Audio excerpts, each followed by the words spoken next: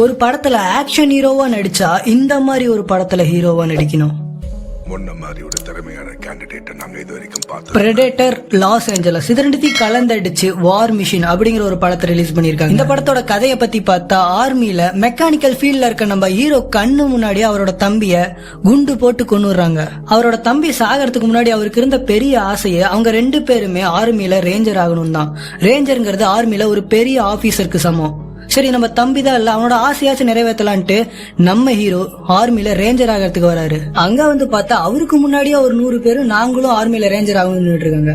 ஆனா இங்க ரேஞ்சர் ஆகுறது மார்வல்ல அவெஞ்சர்ஸே ஆயிடலாம் மாட்டேங்குது, அந்த அளவுக்கு கஷ்டப்படுத்துறாங்க. 3 மாசம் கடுமையான ட்ரைனிங்கும் டெஸ்டும் நடக்கும். அந்த டெஸ்ட்ல ஃபெயில் ஆறவங்க எல்லாத்தையும் வார வெளியே சுட்டுருவாங்க.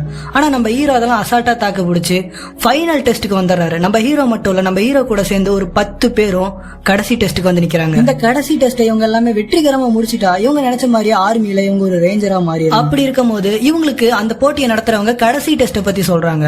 நீங்க எல்லாம் ஒரு கேங்கா ஃபார்ம் ஆகி ஒரு காட்டுக்குள்ள போகணும். அங்க நம்ம ஆர்மி ஆபீசர்ஸ் தீவிரவாதிங்க மாதிரி வேஷம் போட்டுட்டு போலியான கண்ணை வச்சுட்டு உங்களுக்காக காத்துட்டு இருப்பாங்க.